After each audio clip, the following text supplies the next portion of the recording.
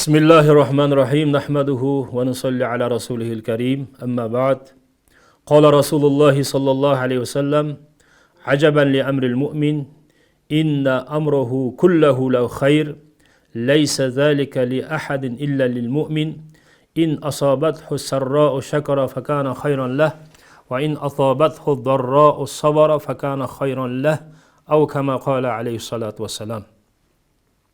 Пайғамбарымыз саллаллаху алейхи вассалам өзінің құтты хадисінде айтады: "Ажабан ли амрил муъмин." Мен момундун, имандуунун, мусулмандын жашоосуна таң каламын. Инна амроху куллаху лау хайр. Мусулмандын, момундун бардык жашоосу мусулман үчүн жакшылык. Сооп гана, бактылуулук, ийгилик гана. Лайса залика ли ахадин илля лил муъмин. Бул жашоо момунга гана берилген, мусулманга гана берилген. Башка эч кимде мындай жашоо жок. Ин асабат хусарра шакара факана хайран лах. Эгерде мусулмандын башына бир сүйүнүч келсе, кубаныч келсе, жакшы иш болуп калса, ал шүкүр кылат. Ага шүкүр кылгандын сообу берилет. Ва ин асабат хузарра сабара факана хайран лах. Эгерде мусулмандын башына бир кыйынчылык келсе, ал сабыр кылат, ага сабыр кылгандын сообу берилет. Урматтуу мусулман бир туугандар, Пайгамбарыбыз саллаллаху алейхи вассалам бул хадисте момундун жашоосуна таңыркап жатат. Мен таң каламын момундун жашоосуна, мусулмандын жашоосуна дейт. Демек, мусулмандын жашоосу баардык эле мусулман үчүн сооп экен. Мусулмандын жашоосу баары эле мусулман үчүн ийгилик экен. Мусулман үчүн бактылуулук экен. Мусулман үчүн жакшы жашоо экен да. Мусулмандын жашоосунда жамандык жок экен. Мусулмандын жашоосуна бактысыздык жок экен. Мусулмандын жашоосуна ийгиликсиз жок экен. Баары эле мусулман үчүн сооп экен, бактылуулук экен, ийгилик экен, жакшылык экен. Бул жашоо бир гана момунга берилген дейт. Башка эч кимде мындай жашоо жок. Бул ошол имандуу болгон себептен, мусулман болгон себептен, имандын шарапатынан бул ошого берилген гана жашоо дейт.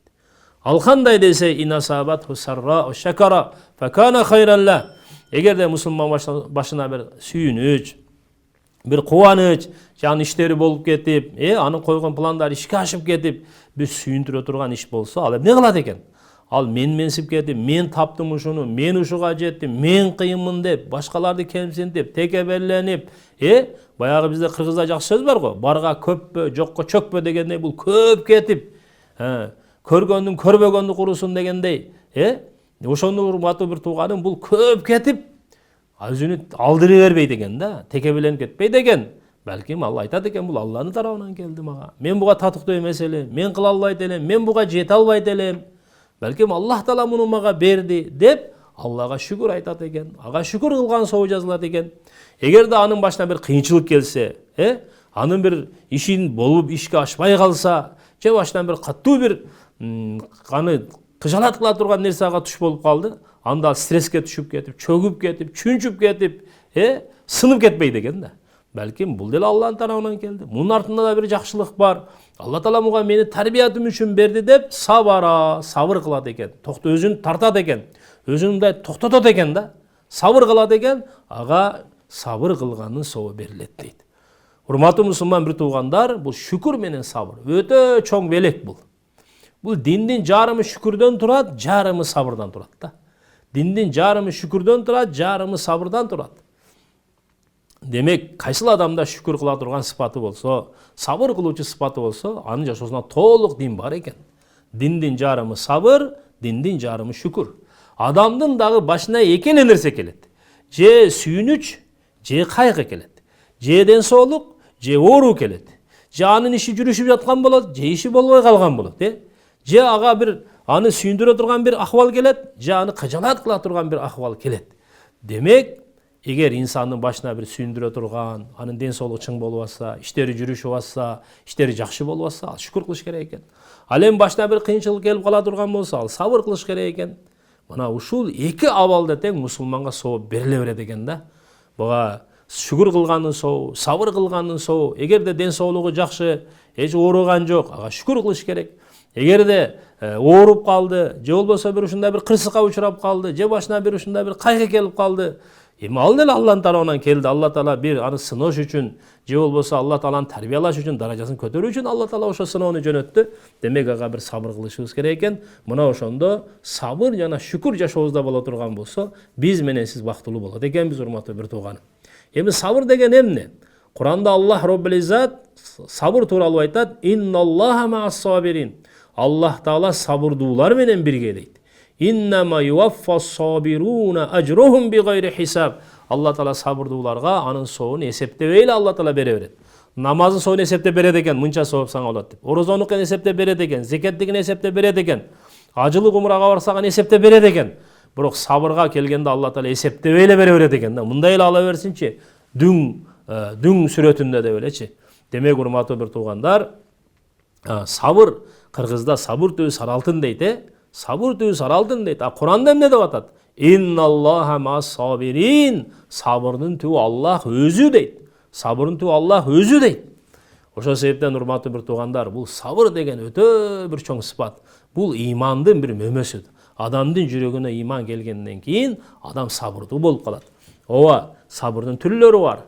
Бир сабыр бар, инсандын башына бир кыйынчылык келгенде, Кудай сактасын, Аллах Таала эчкимге көрсөтпөсүн, атасы өтүп кетти, энеси өтүп кетти, баласы өтүп кетти, же дагы бир ушундай бир башына бир кайгы келди, ошондо сабыр кылыш керек да. Ошондо Аллах Таалага тагдырга шек келтире турган, Алланы наразы кыла турган сөздөрдү айтып, "Я Алла, сен мени эмне үчүн мындай кылып койдуң? Бул мындай болуш керек, тигиндей болуш керек эле" деп Алланы наразы кыла турган сөздөн сактанышыбыз керек, сабыр кылышыбыз керек, тагдырга баш ийишибиз керек. Себеби баарыбыз тагдырга баш ийебиз. Бул мусулманга берилген бул тагдыр мусулман үчүн белек. Бул бизди көп нерседен сактап калат. Ооругандан, инсульт болгондон, инфаркт болгондон, стресстен бул бизди сактап калат да. Бизде кыргызда айтып коет го, пешенеде ушундай бар экен, же тагдырга ушундай жазылган экен, пешенең ушундай экен деп коет го. Демек, тагдырда кандай жазылган болсо, ошондой болот. Эгерде бир ошондой бир кырсык болуп кете турган болсо, тагдырда ушундай жазылган экен. Эгерде биз эми инсанчылык айтып коебуз, мындай кылбаганда болбойт эле депчи. Жок, андай кылбаса деле тагдырда ошондой жазылган, ошондой болду. Ошол себептен биринчи башыбызга бир кыйынчылык келгенде, ошол убакта биз сабыр кылышыбыз керек. Куранда Аллах субханаху ва таала айтат, аяттын маанисинде келет: эгер силердин башыңарга бир кыйынчылык келсе, инна лиллахи ва инна илайхи раджиун. Биз баарыбыз Аллах үчүнбүз. Кайра эле баарыбыз Алланын астына кайтып барабыз. Эми Аллах Таала өзү берди, өзү Аллах Таала алды. Эгер бир нерсе болбой калган болсо, Аллах Таала ошону болтурбай койду. Мүмкүн ошол нерседе биздин зыяныбыз бар. Куранда Аллах Таала айтат: аса ан тухиббу шайъан ва хува курхун лакум. Силер кээ бир нерселерди өзүңөр жакшы көрөсүңөр, жакшы деп түшүнөсүңөр, жакшы көрөсүңөр, мына ошого жеткенин каалайсыңар, бирок ошол нерселер силердин зыяныңар бар дейт. Ошон үчүн биринчи сабыр, башыбызга кокустан бир кайгы келип калса, мына ошого сабыр кылуу экен. Ал эми экинчи сабыр, күнөөдөн сабыр кылуу. Адамга Аллах Таала нафс берген. Иннан нафсала аммаратун бису. Нафс бизди жамандыкка түртөт да. Нафс бизди жамандыкка түртөт, күнөөгө түртөт. Табиятыбыз ушундай жегенди, ичкенди, жыргаганды, кумардаганды каалайт да. Ошого нафс түртөт да. Иннан нафсала аммаратун бису. Дайым күнөөгө инсан түртүп турат. Пайгамбарыбыз саллаллаху алейхи ва саллам: Инна а'ада адувика нафсука аллати байна жамбайк. Сенин эң чоң душманың, шайтандан да чоң душманың сенин ишиңдеги нафсиң дейт. Биздин нафсибиз ошол бир жаман күнөөнү, бир жаман нерсени каалаганда, мына ошондо сабыр кылышыбыз керек. Биз карманышыбыз керек.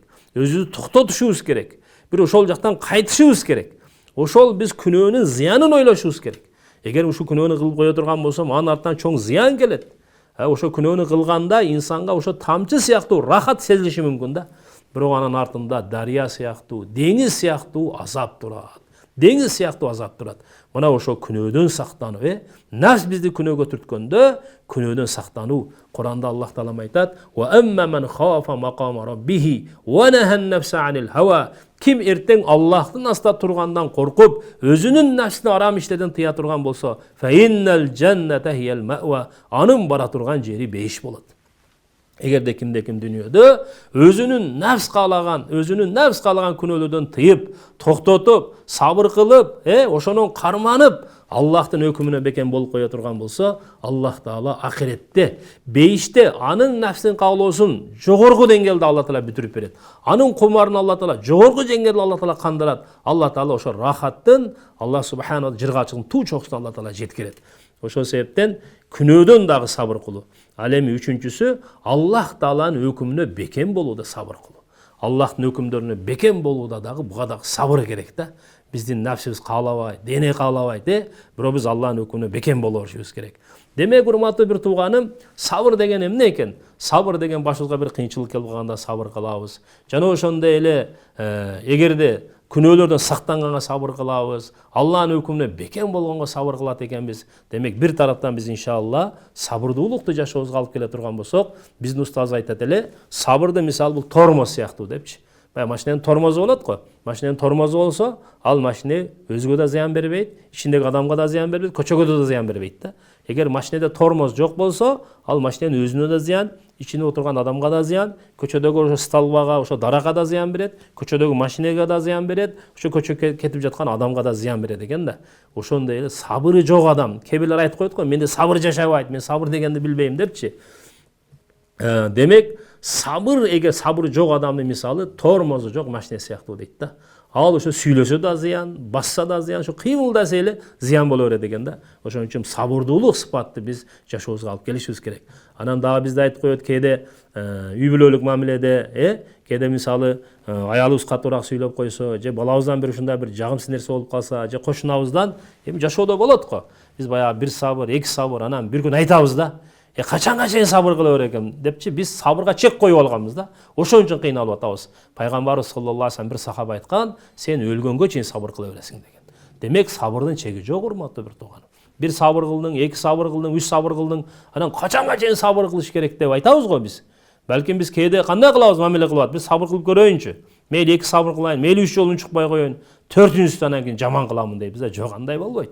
Сабырдын чеги жок. Инналлаха ма'ас-сабирин. Биз сабыр кыла берсек, Аллага жакындай беребиз, Аллага жага беребиз. Биз Аллага жакындай беребиз. Алла биздин даражабызды, авторитет, кадыр баркыбызды көтөрө берет. Бизде бейиште Алла Таала бийик даражаларды Алла Таала бизге даярдап кое берет. Ошон үчүн сабыр качанга чейин экен? Бир сабыр, эки сабыр, үчкө чейин эмес. Сабыр өлгөнгө чейин. Өлгөнгө чейин.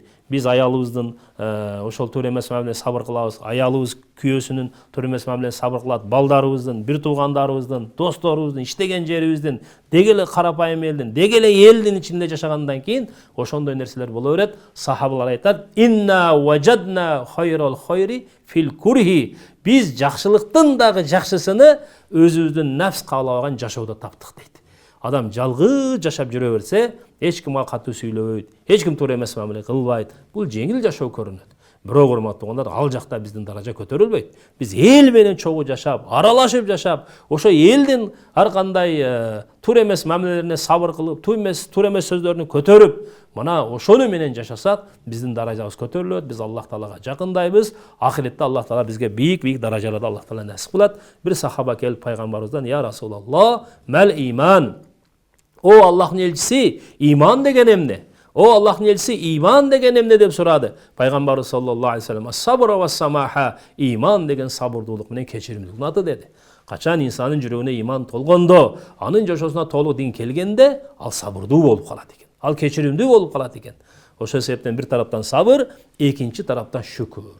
Алла субханаху ва таала бизге канча жакшылыктар берип атат. Тил менен да шүкүр кылышыбыз керек, жүрөк менен да шүкүр кылышыбыз керек, Аллага ыраазы болушубуз керек. Пайгамбарыбыз саллаллаху алейхи вассалам өтө көп шүкүр кылат эле. Пайгамбарыбыз саллаллаху алейхи вассалам өтө көп шүкүр кылат эле. Аллах Таала Куранда бир пайгамбар тууралуу айтып жатат: "Ва кана абдан шакура." Вакана абдан шакура. Бул Нух пайгамбар аябай шүкүр кылуучу пенде эле. Ибрахим пайгамбар тууралуу айтат: Ибрахим пайгамбар да аябай шүкүр кылуучу пенде эле. Аллах Таалага шакир жагат экен да. Шаки жакпайт экен. Шакир деген шүкүр кылуучу. Шүкүр кылуучу Аллага жагат экен да. Алланын берген тагдырына, Аллахтын берген жашоосуна, рызкысына ыраазы болуп, шүкүр кылып жашаган адам жагат экен Аллагачы. Шаки деп коет, арызданган, налыган Аллах Таалага жакпайт экен. мындай болбой калды, тигиндей болбой калып, кээ бир адамдар дайым эле нервтенип жүрө берет го. Жок, ошон үчүн биз Аллах Таалага шүкүр кылалы. Болбосо Нух пайгамбарга канча кыйынчылыктар келди. 950 жыл динге мээнет кылды. Канча анын коому зыян жеткирди. Ибрахим пайгамбарга кандай сыноолор келди. Аялың менен балаңды ташта, балаңды чоңойгондон кийин балаңды курбан кыл деп, колуна бычак карма, баласын курбан кылганга даяр болду. Канча чоң сыноолор келди. Бирок ошого карабастан Аллага шүкүр кылып жашады. Бул биз менен сизге үлгү. Шүкүр тил менен да болот, жүрөктөн да разы болуп жашашыбыз керек. Анан эң чоң шүкүр биз амал менен көрсөтүшүбүз керек. Пайгамбарыбыз саллаллаху алейхи ва саллям түнү менен намаз окуп чыгат эле. Намаз көп окуган себептен пайгамбардын буттары шишип кеткен эле да. Айша радыйаллаху таала анха сурады: "Я Расулаллах, Аллах Таала сиздин мурдагы кийинки бардык күнөөлөрүңүздү Аллах Таала кечирген. Өзүңүздү дагы эмне кыйнайсыз?" дегенде пайгамбарыбыз алейхиссалату вассалам айтты: "Афала акуну абдан шакура?" Мейлі Аллах Таала менің мурда күнөөлөрүм кечириптир, кийинки күнөөлөрүм кечириптир. Аллах Таала мага бешти важып кылыптыр. Афала акуна абдан шакура? Мен шүкүр кылуучу пенде болбоймунбу деди. Мен шүкүр кылып жатам деди. Алла мага берип атат, мен Аллага разы болуп, дагы Аллага ибадатты көп кылып жатамын. Бул жерде пайгамбарыбыз саллаллаху алейхи ва саллям биз менен сизге эмнени түшүндүрдү? Демек шүкүр деген эмне экен? Шүкүр деген тилден да болот, жүрөктөн да разы болушубуз керек. Анан эң негизги шүкүр эмне экен? Biz Аллах Таалага мурда канча ибадат кылып жаткан болсок, Аллах Таала бизге жакшы жашоо берди, курсагыбыз ток, үстүбүз бүтүн, жашоо жакшы болуп атат, жашоодо акыбалыбыз жакшы, эл катары жашап жатабыз. Эми мунун шүкүрү эмне экен десе, биз мурда Алланын динине канча убакыт берген болсок, мурда Аллага канча ибадат кылсак, дагы көбөйтүшүбүз керек экен. Мурда Алланы биз канча сүйүп жашаган болсок, эми дагы Алланы көбүрөөк сүйүп жашашыбыз керек. Дагы көбүрөөк Аллага баш ийишибиз керек. Мурда кандай намаздарды окуп аткан болсок, эми намаздарды дагы көбөйтүшүбүз керек. Мурда канча Куран окуп аткан болсок, эми дагы көбүрөөк Куран окушубуз керек. Мурда канча Алланын өкүмүн аткарып, Алланын динине кызмат кылып жаткан болсок, шүкүрдүн акыйкаты ушул экен. Биз мурдага караганда дагы Аллах динине убакыт бергенди, кызмат кылганды көбөйтүшүбүз керек экен. Мана биз эгер шүкүр кыла турган болсок, шүкүр кылып жашасак, Куранда Аллах Таалам айтат: "Ла ин шакартум ла азиданнакум." Пенделерим, эгер силер менин берген неимат, жакшылыктарыма шүкүр айта турган болсоңор, мен дагы да неиматтарымды көбөйтүп берем. Демек, шүкүр деген тилден да болот, жүрөктөн да болот. Эң чоң шүкүр эмне экен? Аллахтын өкүмдөрүнө бекем болуу. Алла бизге эмне деп буйруп аткан болсо, ошо өкүмдөрдү көбүрөөк, дагы да тагыраак, жакшыраак, кооз чырайлуу кылып атканга аракет кылып, ибадатты күчөтүү мына шүкүрдүн акыйкаты экен. Ал эми сабыр эмне экен? Сабыр ошол биз башыбызга келген кайгыдан да сабыр кылабыз, жана ошондой эле күнөөдөн сабыр кылабыз өзүбүз, жана Алланын өкүмүнө бекем болууга сабыр кылабыз. Анан ошо сабырдын негизги мааниси кайсы экен? Ал күнөөлөрдөн сактанганга биз сабыр кылышыбыз керек. Демек, шүкүр кылып биз ибадатты көбөйтө бере турган болсок, сабыр кылып биз күнөөдөн сактана бере турган болсок, мына Аллах Таала биз менен сизден ушуну каалайт.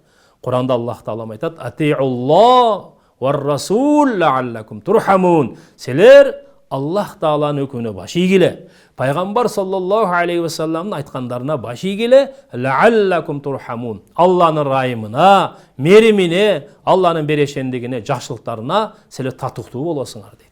Ошон үчүн урматтуу бир тууган келиңиздер, жашоого демек иншалла шүкүрдү алып келсек, жашообузга сабырды алып келсек, шүкүр бир жарым ыйман, сабыр жарым ыйман экен, жашообузда мына ошондо толук дин жашообузга келет экен. Албетте, сабырды эч качан биз сурабашыбыз керек. Я Алла мага сабыр бергин депчи. Дайыма Аллах Тааладан афият, тынчтык, бейпилдик, токчулук, жакшылык сурашыбыз керек. Пайгамбарыбыз саллаллаху алейхи ва саллям айткан, адамдын эң жакшы кылган дуасы ушул дуа: "Аллахумма инни асалука ал-афва ва ал-афията фид дунья ва ал-ахира." О Аллахым, мен сенден бейпилдик, тынчтык, жакшылыктарды, жеңилчиликтерди сураймын дүнүйө жана ахиретте. Аллахумма инна асалука ал-афва ва ал-афията фид дунья ва ал-ахира. О Аллахым, мен сенден жакшылыктарды, бейпилдикти, токчулукту, молчулукту, тынчтыкты дүнүйө ахиретте сураймын деген дуа деген. Эми Алладан жеңилдик сурайбыз, жакшылык сурайбыз. Аллах субханаху ва тааладан бардык жакшы нерселерди сурайт экенбиз. Эгер кыйынчылык келип калса, аны сабыр менен жеңет экенбиз, сабырды менен Аллах Таалага жакындайт экенбиз. Урматтуу мусулман бир тууганым, мына ушуларды билүү, мына ушул илим болуп эсептелет. Ушуну биз билишибиз керек. Анан ушуну билип алып эле өзү сактап жүрө берсең башкаларга айтышыбыз керек. Мына ушуну жашоого алып келип, башкаларга жеткирип жашай турган болсок, Аллах субханаху ва таала бизден разы болот. Алла жүрөгүбүзгө тынчтык берет, жашообузга береке берет. Аллах таала дуаларыбызды кабыл кылат. Дүйнөбүздө бейиш болот, ахиретибизде бейиш болот. Аллах таала мына ушул айтылган сөздөргө өзүбүзгө да амал кылууну жеңил кылсын, жана башкаларга дагы айтып жеткирип түшүндүрүүнү Аллах таалам жеңил кылган болсун. Ва ахиру дa'wana анил хамдулиллахи rabbil alamin.